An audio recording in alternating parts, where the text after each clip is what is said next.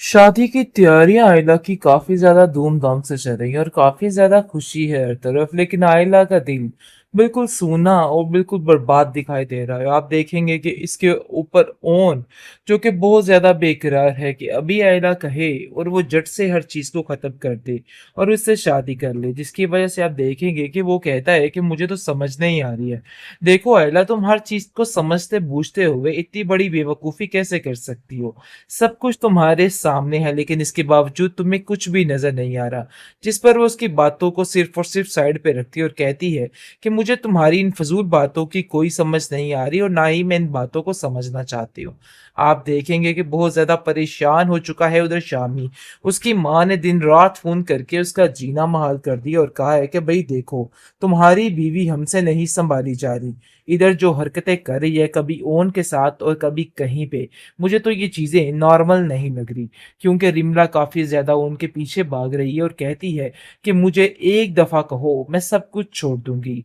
जिस पर आयला तो काफी समझाने की कोशिश करती रही है उनको कि देखो, तुमने ये सब कुछ क्यों नहीं किया। मतलब ये है कि शामी के साथ उसका रिश्ता जो हुआ वो बिल्कुल उसे पसंद नहीं करती, लेकिन इसके बावजूद तुमने उसकी बात नहीं सुनी है। आज अगर तुमने बात सुनी होती तो एटलीस्ट रिमला तो अपने घर में खुश होती। लेकिन जी उसने भी ठान ली है कि वो उन लोगों का वो हश्र करेगी कि ये लोग याद रखेंगे। अब तो उन लोगों की नाक में दम करके रख दिया इसने, और जैसा जैसा ये औरत कर रही थी दूसरों के साथ, अब उसके साथ भी वैसा ही हो रहा है।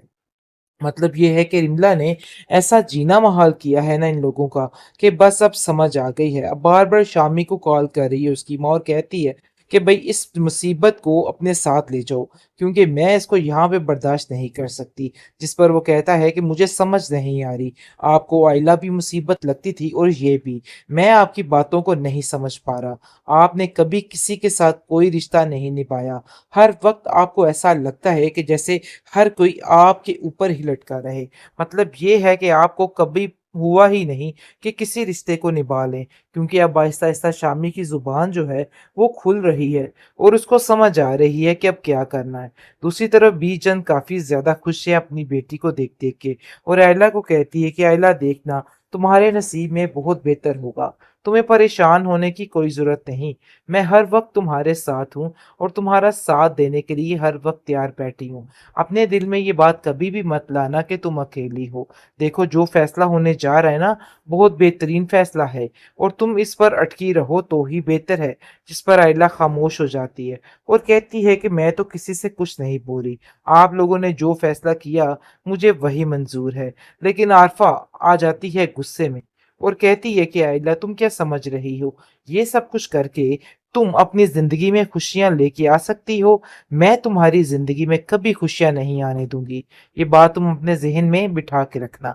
अब की दफा जब वो आयला की घर बर्बाद करने की कोशिश करेगी तो आयला का घर पूरे तरीके से आबाद हो जाएगा।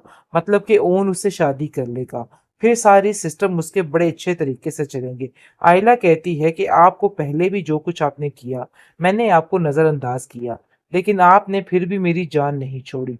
आपको ऐसा लगा कि आप जो कर रही हैं ना, बस वही बेहतर है। देखिए, अपने आप को दुरुस्त कीजिए। इस तरह की बातें कर करके आपने जीना महाल कर दिया है। हमारी जिंदगियां तो तबाह कर ही दी हैं, लेकिन आप भी कभी खुश नहीं रह पाएंगी। ये बात आप याद रखिएगा। बहुत परेशान हो चुकी है आयला और अपनी माँ को कहती है कि बस मुझे इस जहन्नुम से आज़ादी चाहिए। मतलब ये है कि मैं यहाँ से निकलना चाहती हूँ। मेरा और कोई भी मकसद बाकी नहीं है। शादी की तैयारियां आयला की काफी ज्यादा धूमधाम से चल रही है और काफी ज्यादा खुशी है हर तरफ। लेकिन आयला का दिल बिल्कुल सूना और बिल्कुल बर्बाद दिखाई दे रहा है। आप देखेंगे कि इसके ऊपर ओन जो कि बहुत ज्यादा बेकरार है कि अभी आयला कहे और वो जट से हर चीज को खत्म कर दे और उससे शादी कर ले, जिसकी वजह से आप देखेंगे कि वो कहता है कि मुझे तो समझ नहीं आ रही है। देखो आयला, तुम हर चीज को समझते बूझते हुए इतनी बड़ी बेवकूफी कैसे कर सकती हो? सब कुछ तुम्हारे सामने है लेकिन इसके बावजूद तुम्हें कुछ भी नजर नहीं आ रहा।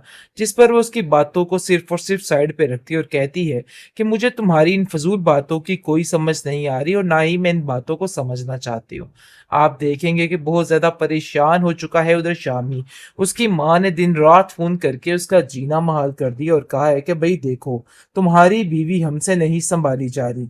इधर जो हरकतें कर रही है कभी ओन के साथ और कभी कहीं पे, मुझे तो ये चीज़ें नॉर्मल नहीं लग रही। क्योंकि रिमला काफ़ी ज़्यादा उनके पीछे भाग रही है और कहती है कि मुझे एक दफ़ा कहो, मैं सब कुछ छोड़ दूँगी। जिस पर आयला तो काफ़ी समझाने की कोशिश करती रही है उनको कि देखो, तुमने ये सब कुछ क्यों नहीं किया? मतलब ये है कि शामी के साथ उसका रिश्ता जो हुआ, वो बिल्कुल उसे पसंद नहीं करती, लेकिन इसके बावजूद तुमने उसकी बात नहीं सुनी है। आज अगर तुमने बात सुनी होती तो एटलीस्ट रिमला तो अपने घर में खुश होती।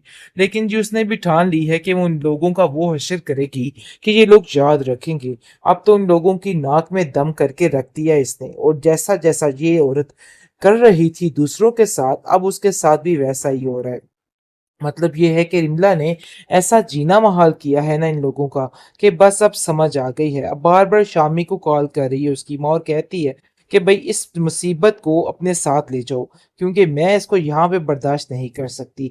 जिस पर वो कहता है कि मुझे समझ नहीं आ रही, आपको आइला भी मुसीबत लगती थी और ये भी। मैं आपकी बातों को नहीं समझ पा रहा। आपने कभी किसी के साथ कोई रिश्ता नहीं निभाया। हर वक़्त आपको ऐसा लगता है कि जैसे हर कोई आपके ऊपर ही लटका रहे। मतलब ये है कि आपको कभी हुआ ही नहीं कि किसी रिश्ते को निभा लें, क्योंकि अब आहिस्ता-आहिस्ता शामी की ज़ुबान जो है, वो खुल रही है और उसको समझ आ रही है कि अब क्या करना है। दूसरी तरफ बीजन काफ़ी ज़्यादा खुश है अपनी बेटी को देख-देख के और आयला को कहती है कि आयला देखना, तुम्हारे नसीब में बहुत बेहतर होगा। तुम्हें परेशान होने की कोई ज़रूरत नहीं। मैं हर वक़्त तुम्हारे साथ हूँ और तुम्हारा साथ देने के लिए हर वक़्त तैयार बैठी हूँ। अपने दिल में ये बात कभी भी मत लाना कि तुम अकेली हो। देखो जो फ़ैसला होने जा रहा है ना, बहुत बेहतरीन फ़ैसला है और तुम इस पर अटकी रहो तो ही बेहतर है। जिस पर आयला ख़ामोश हो जाती है और कहती है कि मैं तो किसी से कुछ नहीं बोली। आप लोगों ने जो फ़ैसला किया मुझे वही मंज़ूर है। लेकिन आरफ़ा आ जाती है गुस्से में और कहती है कि आयला तुम क्या समझ रही हो? ये सब कुछ करके तुम अपनी ज़िंदगी में खुशियाँ लेके आ सकती हो। मैं तुम्हारी ज़िंदगी में कभी खुशियाँ नहीं आने दूँगी।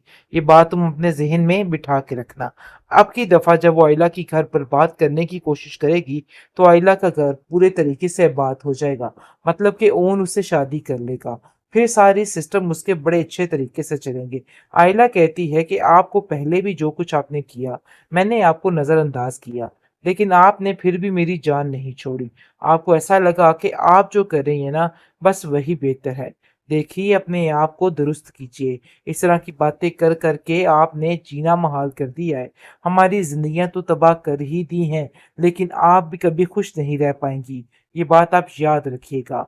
बहुत परेशान हो चुकी है आयला और अपनी माँ को कहती है कि बस मुझे इस जहन्नुम से आज़ादी चाहिए। मतलब ये है कि मैं यहाँ से निकलना चाहती हूँ। मेरा और कोई भी मकसद बाकी नहीं है।